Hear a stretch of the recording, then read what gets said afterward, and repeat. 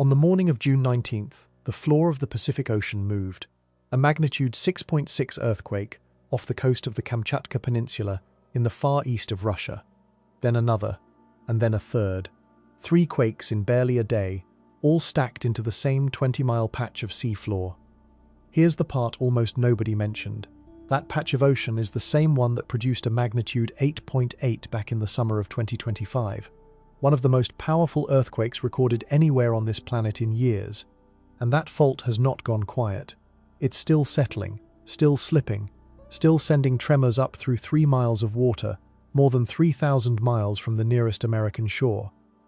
By the end of this video, you'll understand exactly what woke up under the Pacific this week, why the shaking was never the thing to fear, and why the scientists watching this fault did not relax when the all-clear came through.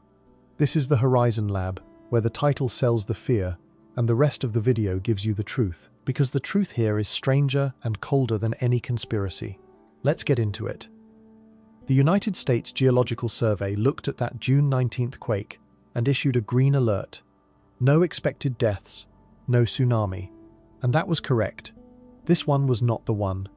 But I want you to sit with a single number, 5 hours. That's roughly how long a wave borne off Kamchatka would take to cross the open ocean and reach the shoreline of Hilo, Hawaii. 5 hours. And here's what makes that number so unnerving.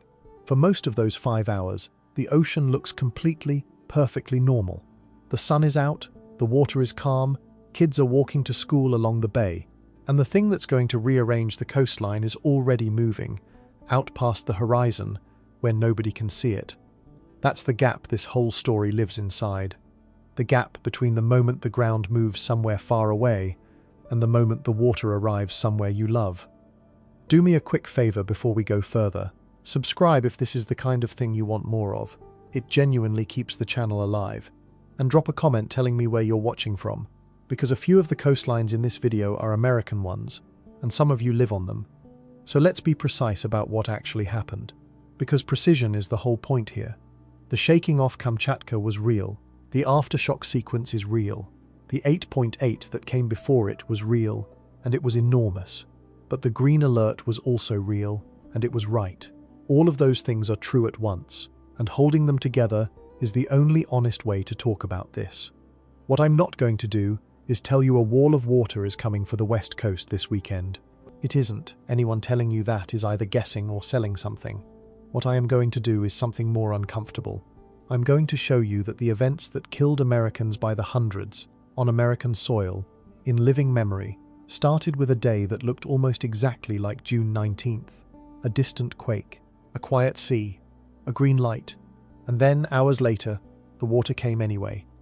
Here's the open loop I want you holding on to for the next hour. The wave that should scare you is never the one you can see. By the time you can see it, the decision that saves your life has already been made, or already been missed. So the real question isn't what the ocean is doing right now. The real question is whether you'd know what the ocean was telling you in those 5 quiet hours before it spoke. Most people in this story didn't. Stay with me, and you will. Let's go to the spot on the map, because geography is destiny here. The Kamchatka Peninsula hangs off the northeastern edge of Russia like a long, crooked finger pointing down into the Pacific. It is one of the most seismically violent places on the entire planet. And it's there for a reason. Right offshore runs the Kamchatka Trench, a place where 2 of Earth's tectonic plates are colliding in slow motion. The Pacific Plate is diving down, underneath the plate that carries that coastline, at a rate of about 3 inches a year. That kind of collision zone has a name. Geologists call it a subduction zone, and subduction zones build the biggest earthquakes the world has ever recorded. In the summer of 2025, that trench let go, a magnitude 8.8. To give you a sense of scale, every step up the magnitude scale is roughly 32 times more energy released. So an 8.8 isn't a little bigger than a 7. It's in a different universe. It was one of the strongest quakes recorded anywhere on Earth in years, and it rang the whole peninsula like a bell.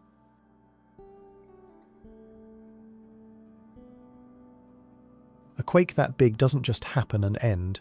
It leaves the crust around it bruised and unstable, and the ground keeps adjusting for months, sometimes years. Each of those adjustments is its own earthquake. We call them aftershocks. and that's what arrived this June. On June 19th, the USGS logged a magnitude 6.6 about 130 miles east-southeast of Petropavlovsk-Kamchatsky, the main city on the peninsula. Almost in the same breath, a magnitude 6.0. The next day, June 20th, a magnitude 5.8 in the same little box of ocean, roughly 21 hours after the 6.6. Textbook aftershock behavior. The fault is still talking. It's just finishing a sentence it started last summer. Now here's where I have to be the kind of channel I promised you I'd be. For all three of those quakes, the USGS pager system, the tool that estimates human impact, returned a green alert. Green means no significant casualties expected, no significant damage expected, and critically, no Pacific-wide tsunami was generated. The Pacific Tsunami Warning Center did not light up the way it would for the real thing. So why are we even here? If it was green, why does this fault deserve an hour of your attention? 2 reasons. Let me take them one at a time. The first reason is that this exact stretch of seafloor, the Kamchatka and Aleutian arc that curves from Russia toward Alaska, is one of the main tsunami factories aimed directly at the United States. Not the contiguous states first, Hawaii, Alaska, and then, on the long waves, California, Oregon, and Washington. When this corner of the world produces a great earthquake, the people who feel it worst sometimes live 5 hours away by wave, and they're American. The second reason is more human. Every single time this has happened in the past, the danger didn't announce itself.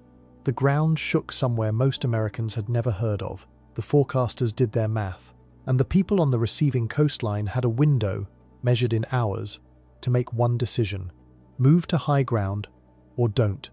Most of the people who died in the disasters we're about to walk through did not die because the science failed. The science, in the modern cases, worked. They died in that gap. The gap between the warning and the wave. The gap where the ocean looked fine.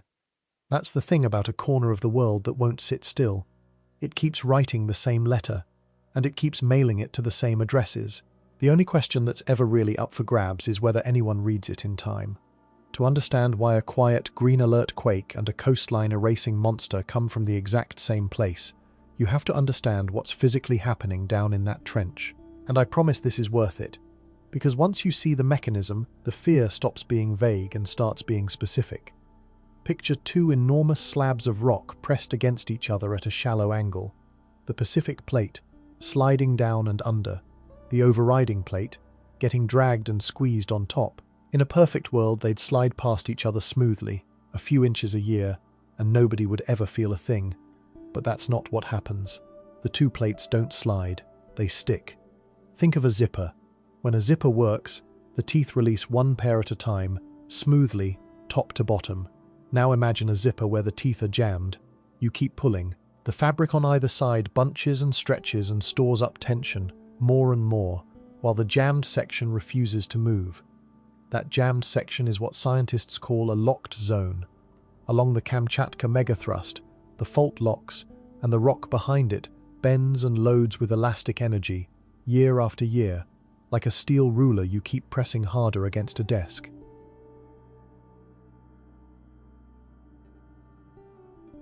And then one day the jam fails. The locked zone gives way all at once. Decades of stored bending snap back in seconds. The seafloor doesn't just shake, it jumps. It can lurch upward by several feet across an area the size of a small state.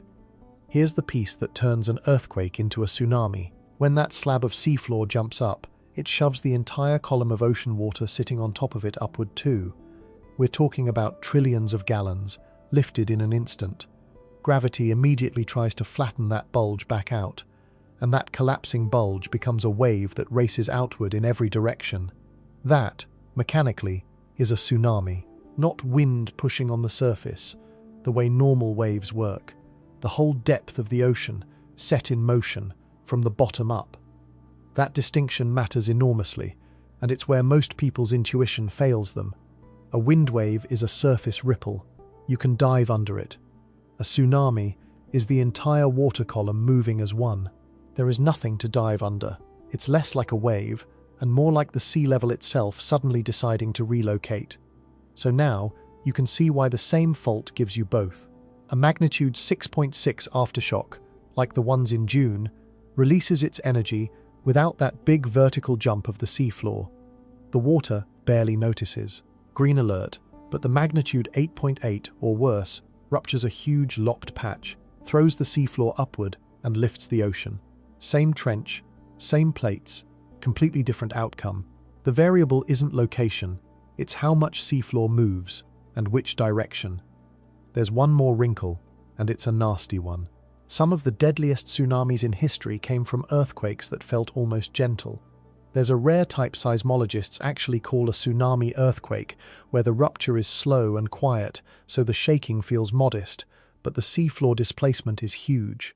People on a nearby coast feel a long, soft rolling, shrug it off, and never run. The 1946 disaster we're about to get to may have been exactly this kind of event. The ground lied to them. The ocean didn't. Let me say that again, because it's the hinge this entire video turns on. The size of the shaking does not reliably tell you the size of the wave. A gentle quake can carry a monster behind it, and a violent quake can carry nothing. The only thing that decides it is what the seafloor did, 10 miles down, where nobody can feel it. Which brings us to the threat the title of this video actually promised you, because so far we've talked about the ground, and the ground was never the real problem. Here's the turn. The shaking is the announcement, the wave is the event, and the wave does something that genuinely sounds like science fiction. In the deep open ocean, a tsunami travels at around 500 miles an hour. Read that again, 500 miles an hour. That's the cruising speed of a commercial jetliner. There is a wall of energy moving across the Pacific as fast as the plane you take to visit family, and you cannot see it, and you cannot outrun it, and for most of its journey you wouldn't even know it was there.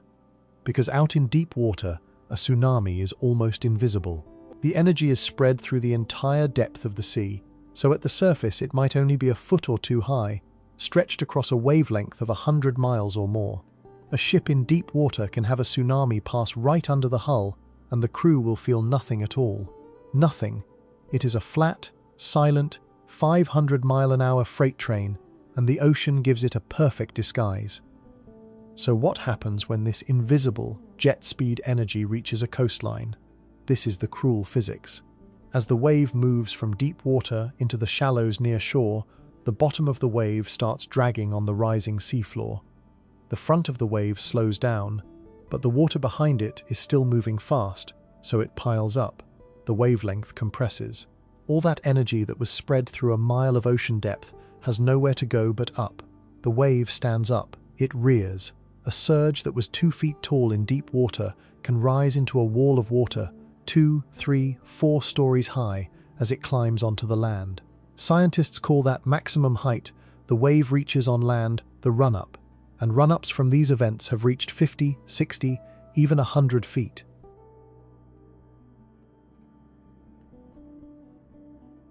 Now combine that with the distance. A great quake off Kamchatka or the Aleutians sends that energy radiating out across the whole Pacific basin. Hawaii sits almost dead center in that basin. It is, geographically, a bullseye.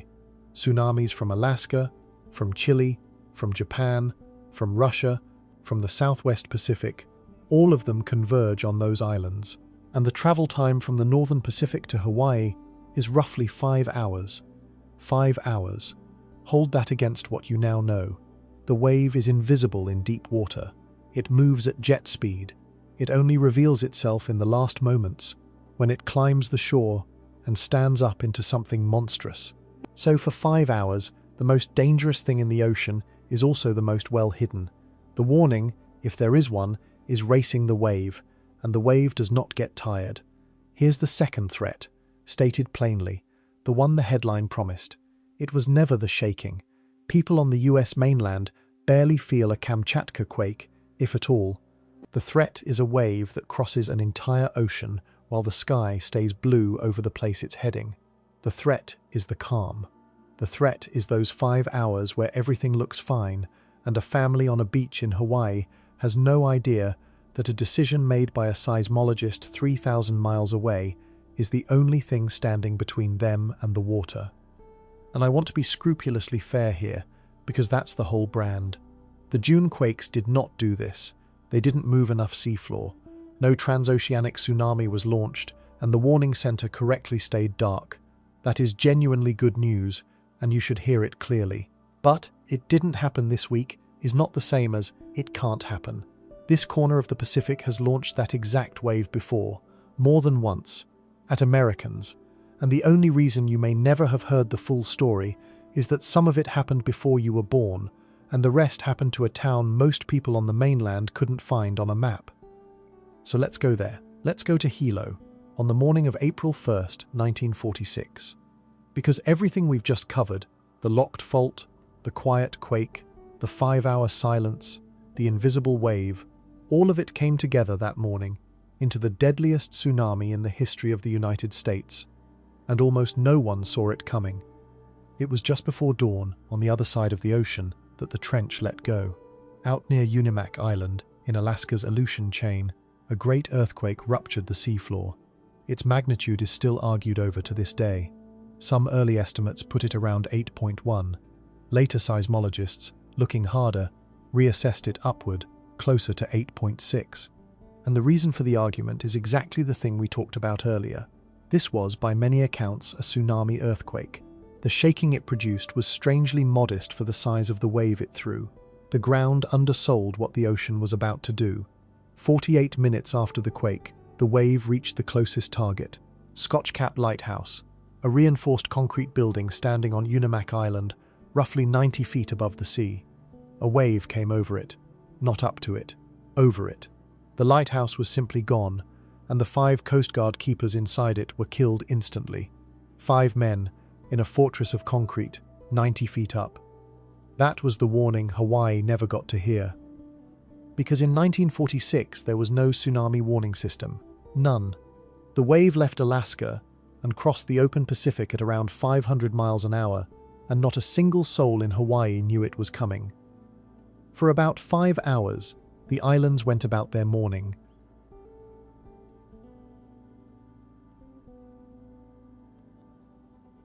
In Hilo, on the Big Island, the sea did something strange first. It pulled back. The water drained out of the bay, exposing reef and stranded fish that had never been above water in living memory. And here is the heartbreaking part, the part that repeats in every one of these stories. People walked toward it, curious. Some kids went down to look at the flopping fish. They didn't know, because nobody had ever taught them, that a sea suddenly retreating is the ocean inhaling before it strikes. Up the coast, at a little place called Laupahoehoe Point, a schoolhouse sat low on a peninsula right by the water. The students were arriving for the day. When the waves came, they swept across that point and pulled people out to sea. About 24 were killed there, most of them school children and their teachers. Children, on an ordinary Monday, on their way to class.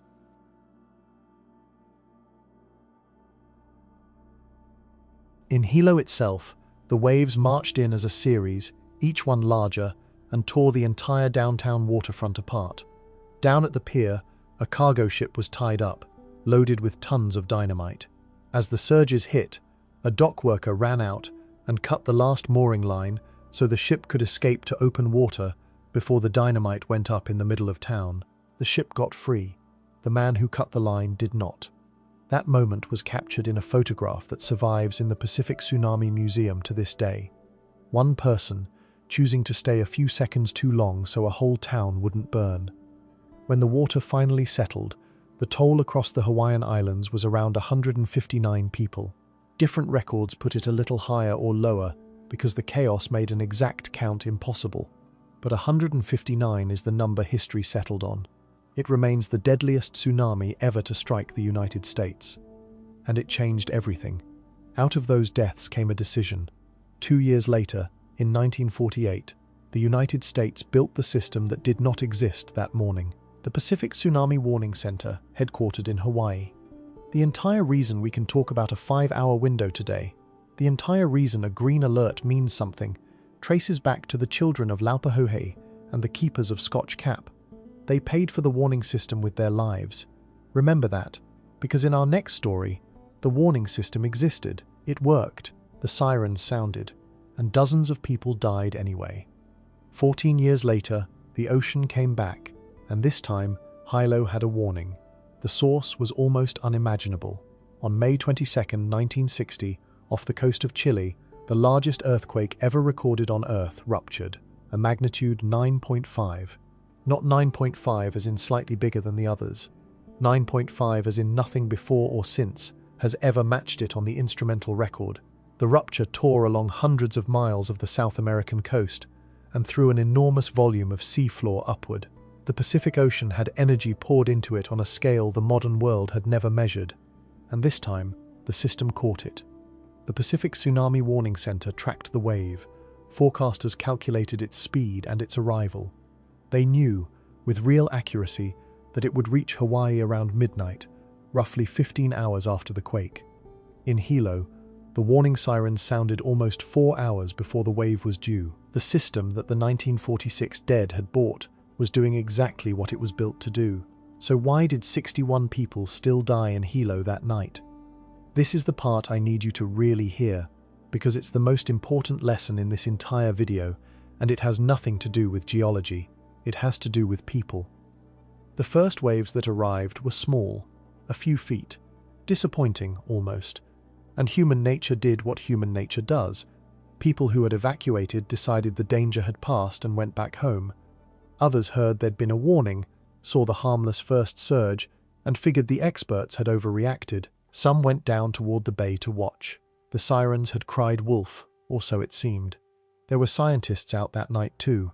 A team from the US Geological Survey's Hawaiian Volcano Observatory, led by a seismologist named Jerry Eaton, drove down to Hilo Bay specifically to measure the tsunami.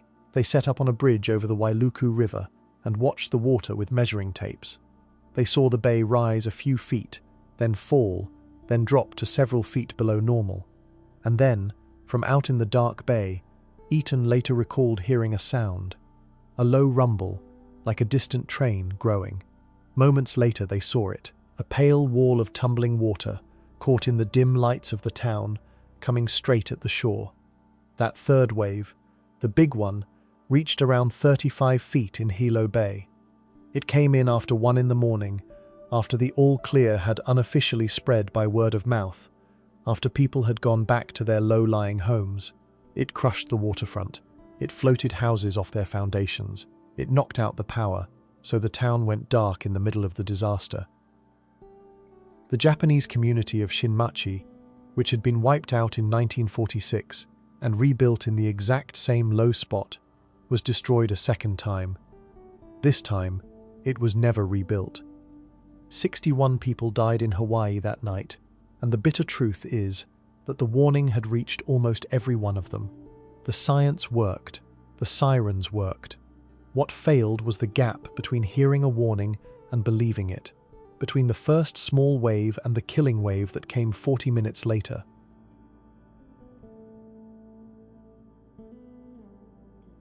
That same Chilean wave kept going. It crossed the entire Pacific. 15 hours wasn't even the end of its journey. It reached Japan, more than 10,000 miles from Chile, around a full day later, and killed over 130 people there who had even less reason to expect it. 1 earthquake, 1 ocean, 3 continents grieving. So now we've seen Hawaii twice, the bullseye in the middle of the Pacific. But I told you at the start that some of you live on the coastlines in this story, and so far I've only named islands. Let me bring it home to the mainland. Let me take you to a town on the coast of California that has been hit so many times it has a nickname for it. If you drive up the far northern coast of California, almost to the Oregon line, you'll reach a small harbor town called Crescent City. Fishing boats, redwoods behind it, maybe 7,000 people. It looks like the last place on Earth that would star in a disaster film, and it has been struck by tsunamis so often that locals and scientists alike sometimes call it the tsunami capital of the United States mainland. The worst of them came on Good Friday, 1964. That afternoon, in Alaska's Prince William Sound, the North American continent produced its own great earthquake, a magnitude 9.2, the second largest quake ever recorded anywhere, behind only Chile in 1960. The ground in parts of Alaska dropped or rose by several feet in an instant. Anchorage was torn up, and once again, the seafloor jumped and the Pacific went to work. The wave radiated south down the coast, and because of the way the energy was aimed and the particular shape of the seafloor offshore, a huge amount of that energy funneled straight into Crescent City. Other towns along the California and Oregon coast got bumped. Crescent City got hammered. And here, almost beat for beat, the 1960 mistake repeated itself. The first waves arrived, and they were manageable. People who had moved to high ground came back down. Some business owners returned to their shops near the water to check on things, even to start cleaning up. And then the fourth wave came in. It was the big one. It reached around 20 feet, surged through the downtown, smashed the business district, tossed cars and logs and boats through buildings, and set off fires in the wreckage. About 11 or 12 people were killed in Crescent City that night. The exact number varies slightly depending on the source, but it stands as the deadliest tsunami ever recorded on the mainland west coast of the United States. Not Hawaii. Not a faraway island, California. American soil that a lot of people assume is simply too far north, too cold, too tucked away to ever face something like this. That assumption is the danger. Because notice the pattern that just played out 3 times in a row. 1946, no warning, people walked toward the water.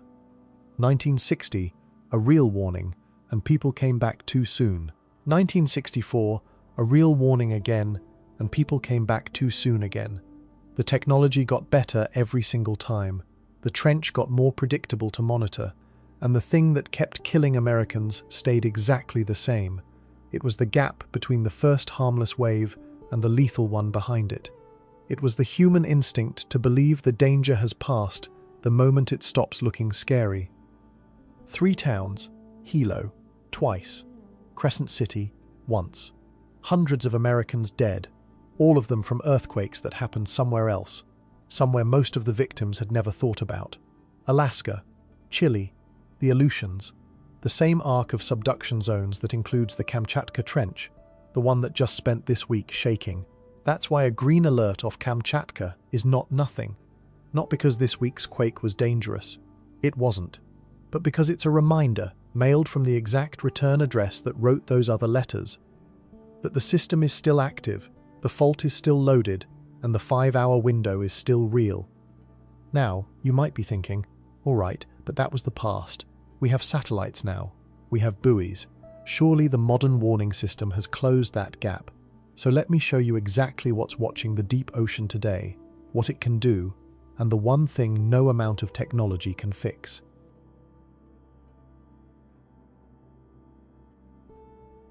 Here's a question that probably occurred to you somewhere back in those 3 stories. Why Hilo? Why Crescent City? The Pacific is enormous. Why do the same handful of towns keep getting destroyed while the coastline a few miles away gets off with wet feet?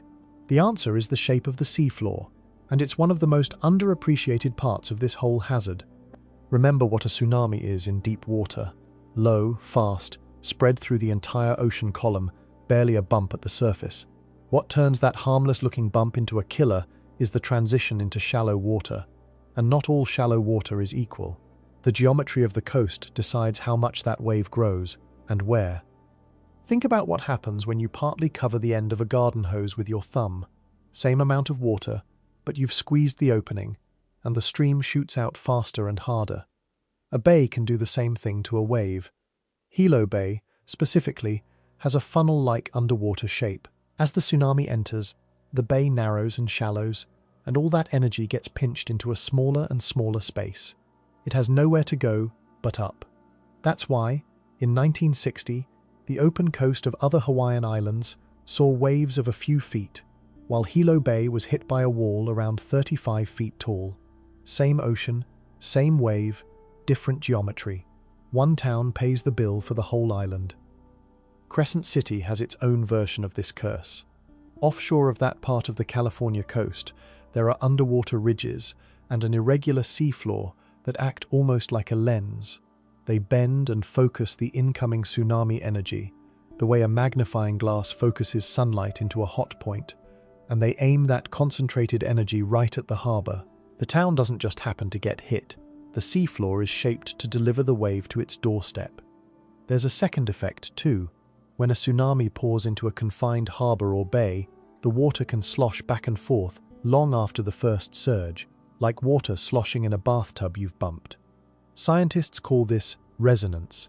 The bay has a natural rhythm, and the tsunami sets it ringing. That's part of why these events aren't one wave and done. They're a sequence, sometimes lasting hours, and very often the third, fourth, or fifth surge is bigger than the first. We saw it in 1960. We saw it in 1964. The first wave is not a verdict, it's a question, and the ocean takes its time answering. Once you understand that, you understand why the old instinct, go down and look once the first wave passes, is precisely, exactly the thing that gets people killed. The bay is still ringing. The biggest surge may still be on its way in.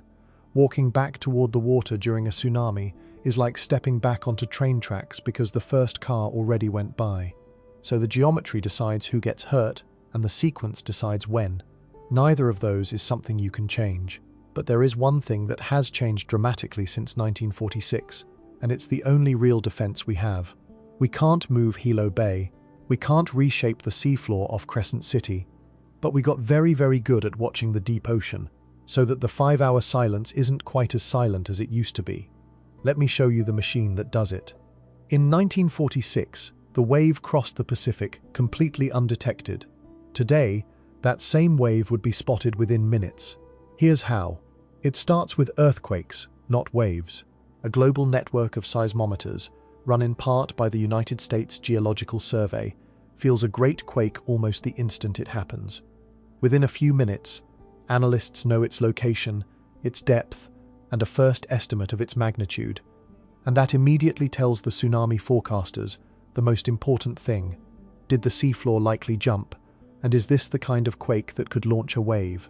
For the June Kamchatka aftershocks, the answer was no, and that's a big part of why the green alert came so fast and stayed. But a quake estimate alone isn't enough, because, remember, the shaking can lie. So the system needs to actually detect the wave itself, out in the open ocean, before it reaches anyone. And that's the genuinely clever part. Anchored across the deep Pacific is a network of instruments called DART buoys. The name stands for Deep Ocean Assessment and Reporting of Tsunamis. Each one is a pair. There's a sensor sitting on the actual seafloor, thousands of feet down, that measures the pressure of the water column above it with astonishing precision. When a tsunami passes overhead, even one that's only a foot or two tall at the surface, the weight of that extra water changes the pressure on the seafloor sensor by a measurable amount. The sensor pings that data up to a buoy floating on the surface, which relays it by satellite to the warning centers. In effect, we've planted tripwires in the middle of the ocean, on the bottom of the sea, to catch a wave nobody can see.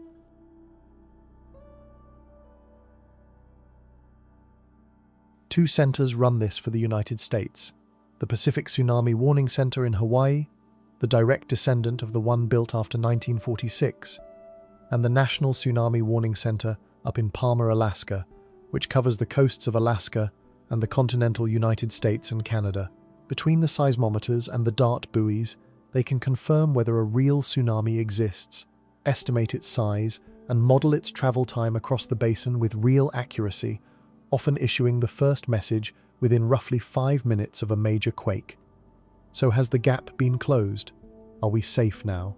Here's the honest answer, and it's the whole reason I keep circling back to those 3 towns. The technology closed one gap and left another wide open. The detection gap, the part between the seafloor moving and us knowing about it, that's been almost entirely solved. We will see the wave coming. But there's a second gap that no satellite can touch. The gap between the warning going out and a human being actually acting on it. That's the gap that killed 61 people in Hilo in 1960, when the sirens had already sounded. That's the gap that killed people in Crescent City in 1964, after they'd already evacuated once. The machine can tell you the wave is coming. It cannot make you stay on high ground when the first surge looks small and your house is right there and your whole life is down by the water. And there's one more uncomfortable limit. The warning system buys you time only when the earthquake is far away. 5 hours from Kamchatka, 15 from Chile. But what about a great earthquake that ruptures right off your own coastline?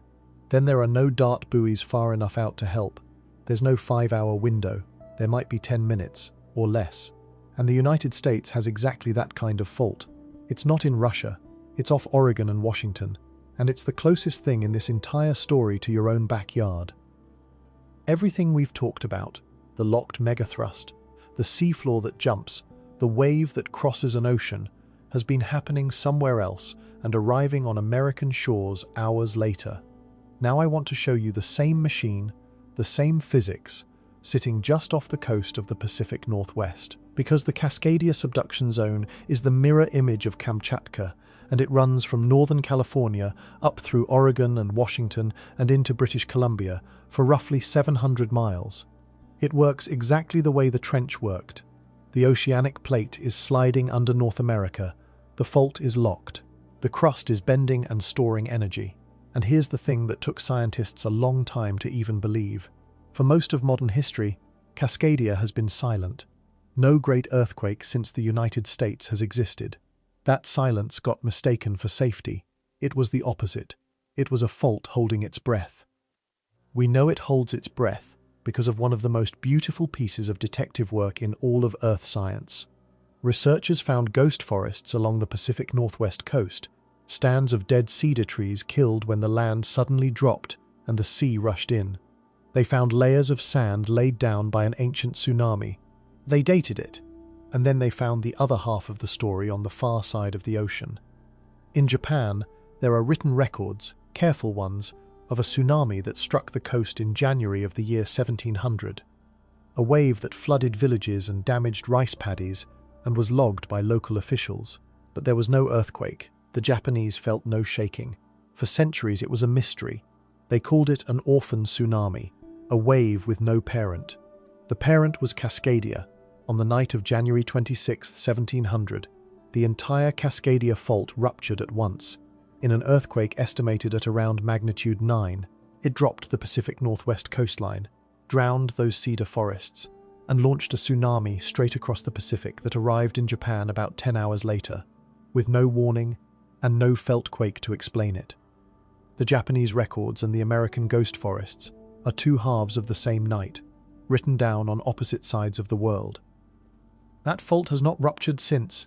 It's been more than 300 years, and the geologic record suggests Cascadia produces these great earthquakes every few hundred years on average, somewhere in the range of 300 to 500. So it is not a question of whether, it is, genuinely, only a question of when. The scientists who study it are blunt about that.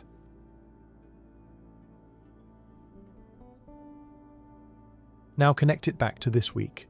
When Kamchatka shakes, when the Aleutian Arc shakes, those are the distant sources, the ones that give Hawaii its 5 hours and the West Coast even longer. But Cascadia is the local source. If it goes, the people in Seattle, Portland, and the Oregon and Washington coast won't get 5 hours. The shaking itself will be the warning. Long, violent, rolling shaking that lasts not seconds but minutes. And after it stops, the coastal communities will have something like 15 or 20 minutes, maybe less, before the water arrives. No app will save that time, no buoy is close enough. The only warning is the ground itself, and the only plan is to already know in your body that long shaking near the coast means run uphill now. So when I say this is your shore too, I mean it literally. The Kamchatka quakes this week are a distant cousin rehearsing a play that Cascadia will eventually perform off our own coastline.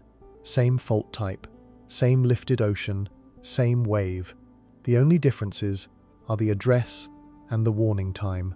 And one of those differences is not in our favor, which brings us, finally, to the part of the internet that takes all of this and gets it spectacularly, dangerously wrong. Because while the real science is unsettling enough, there's a whole ecosystem online right now telling you something far more dramatic and far more false. Let's talk about what this is not. If you searched for the Kamchatka earthquakes this week, you probably ran into some version of this. A wall of water is about to hit the west coast. The big one has been triggered. The Pacific is waking up and California has days. Maybe you saw a thumbnail with a red arrow and a city under a wave. Let me take these apart one by one, with physics, because the real story is unsettling enough without the garbage layered on top. Claim 1. A transoceanic tsunami is coming for California from these June quakes. This is simply false. We covered why. A magnitude 6.6 aftershock does not move enough seafloor to launch a basin-crossing wave. The USGS and the Pacific Tsunami Warning Center both confirmed no tsunami threat. There is no wall of water crossing the ocean right now. If there were, the dart buoys would already know, and the warning centers would already be screaming. Silence from them is not a cover-up. It's data. Claim 2, the popular one. The Kamchatka quake will trigger the San Andreas, or set off Cascadia, or kick the whole ring of fire into motion. Here's the problem with that, and it's a matter of distance and energy. When a fault ruptures, it does change the stress on nearby faults. That's real. Scientists call it stress transfer, and it can nudge a neighbor that was already close to failing. But the key word is nearby. The effect drops off incredibly fast with distance, within a few times the length of the rupture itself. Kamchatka and California are separated by thousands of miles of ocean. The San Andreas does not feel a Kamchatka quake in any meaningful way. The faults are not connected by some hidden global trigger. They're separate machines on opposite sides of the planet, each loaded by its own slow grind, each on its own clock. Claim 3, the one that powers an entire corner of the internet. Solar flares and space weather are causing the earthquakes. The sun is acting up, the earth is responding, it's all connected. This one I want to be very direct about, because it gets dressed up in scientific language to sound credible. There is no established physical mechanism by which a solar flare triggers a megathrust earthquake. The energy from space weather interacts with our upper atmosphere and our magnetic field. It does not reach down through the crust and unzip a locked fault 10 miles under the seafloor. The strain that breaks these faults was loaded over centuries of plate motion. A burst from the sun is not what tips it. When you see a channel splicing together a flare, a quake, and a storm and calling it a pattern, what you're watching is coincidence dressed as causation. The Earth has dozens of magnitude 5 quakes every single day. You can always find one to pair with anything. Now, here's where I keep my other promise to you. Telling you where the science genuinely is uncertain, because that's different from debunking nonsense. It is true that after a great earthquake, the probability of more large quakes in that same region goes up for a while. That's what an aftershock sequence is, and forecasters model it carefully. It's also an active area of research, how and how much one fault segment loads its neighbors over the long term. Scientists argue about those numbers in good faith. What no credible scientist will do is hand you a date. Nobody can tell you the day the next great one comes, in Kamchatka or Cascadia or anywhere else.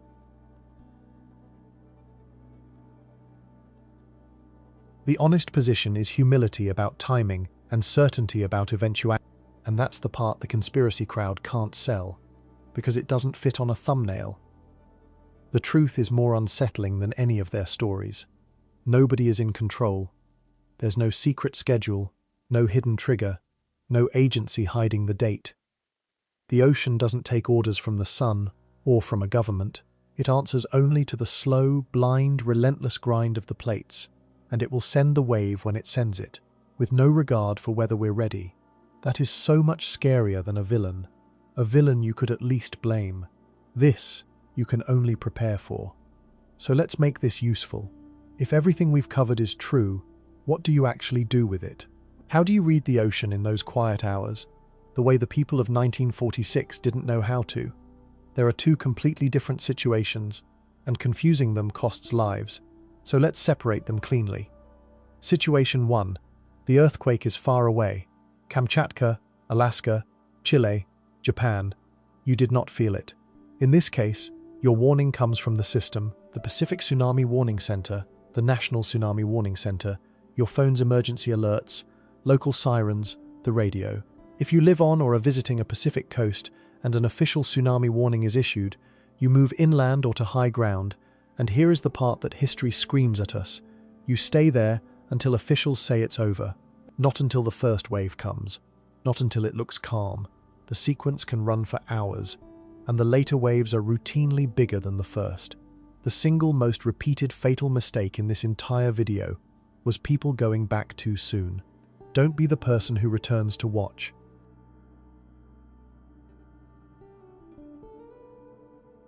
Situation 2 is the one that gives you no time, and it's where your own body is the warning system. If you are near the coast and you feel an earthquake that is either very strong or that goes on for an unusually long time, a rolling that lasts not a few seconds but a full minute or more, you do not wait for an official alert. You do not check your phone. Long or strong, get gone.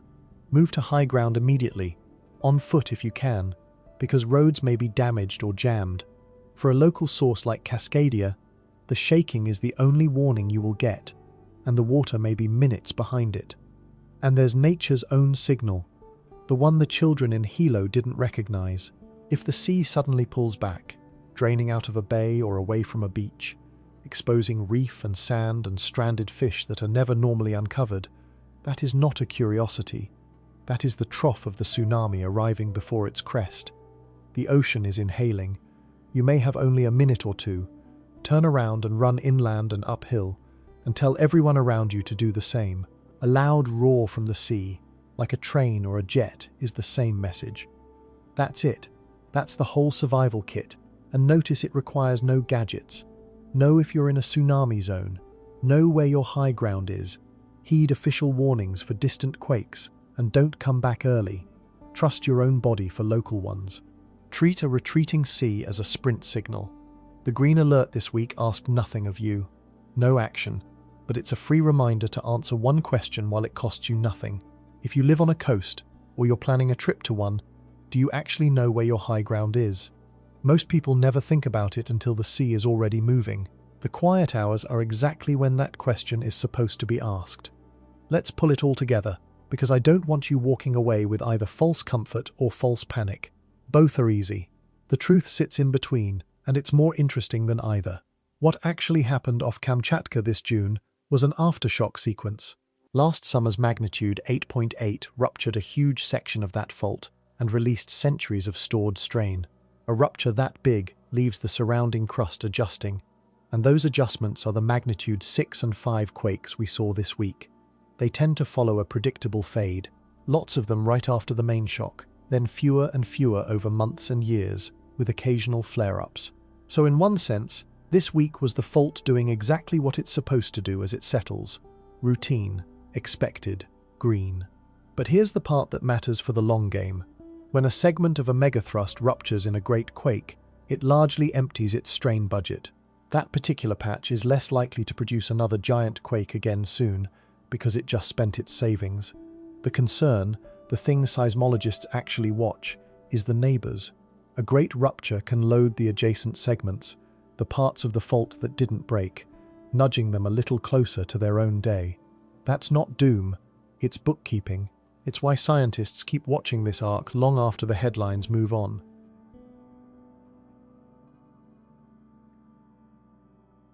And step back to the whole Pacific Rim.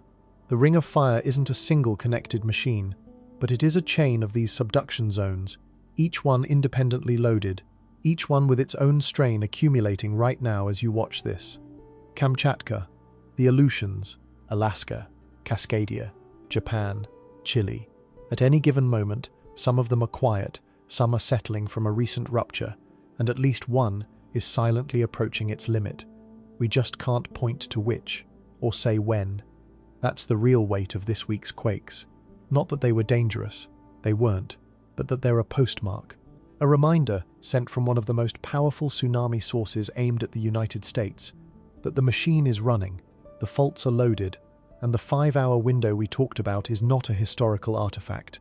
It is a live, standing feature of the world we live in, refreshed every single day by plates that do not care that we've forgotten about them. The people of Hilo forgot, twice. They rebuilt Shinmachi in the same low spot after 1946, and the sea took it again in 1960. Forgetting is the most human thing we do, and on a coastline, it's the most expensive. The whole purpose of a video like this is to push that forgetting back a little, to make the quiet hours mean something before the loud ones arrive. So let's go back to where we started. The open question I asked you to hold on to. I told you the wave that should scare you is never the one you can see, and now you know why that's literally true. In deep water, the wave is invisible. By the time it stands up tall enough to see, you're already inside the few seconds where seeing it doesn't help. The decision that saves your life isn't made when the water appears. It's made in the quiet hours, when the sea pulled back and the fish were flopping, and it would have been so easy to walk down and look. The survivors in every one of these stories are, overwhelmingly, the people who moved while nothing looked wrong, who treated the silence as the warning. So here's the honest one-line version of everything we covered. The shaking is the announcement, the wave is the event, and the gap between them is where people live or die. Kamchatka shook this week, and it was green, and that's good. But it shook from the same return address that wrote letters to Hilo and Crescent City in blood. And that fault, and its mirror off our own coast, is still loaded and still on a clock no one can read. I'm not going to end this by telling you a wave is coming next week, because it isn't, and I'd be one of the voices I just spent 10 minutes taking apart. I'm going to end it the way the ocean actually leaves it, unresolved. The Pacific is patient, it has all the time in the world, and we have memories that last about one generation. The sea always comes back. The only thing we get to decide is whether we're still listening when it does. If this was worth your time, the best thing you can do is make sure you'd recognize the signs we talked about, and make sure one other person you care about would too. Send them this. That's the whole point of the channel. Same dread, real data, no fabrication. And if the part that's still sitting in your chest is Cascadia, that quiet fault off the Pacific Northwest that doesn't give you 5 hours but more like 15 minutes, then that's exactly where you should go next. Because there's a night in the year 1700, written down in Japanese records and frozen into a ghost forest in Oregon, that tells you precisely what that fault is capable of, and exactly how little warning the West Coast will get when it finally exhales. That's the story I'd watch before this fault makes the news for real. I'll see you there. This has been the Horizon Lab. Stay on high ground.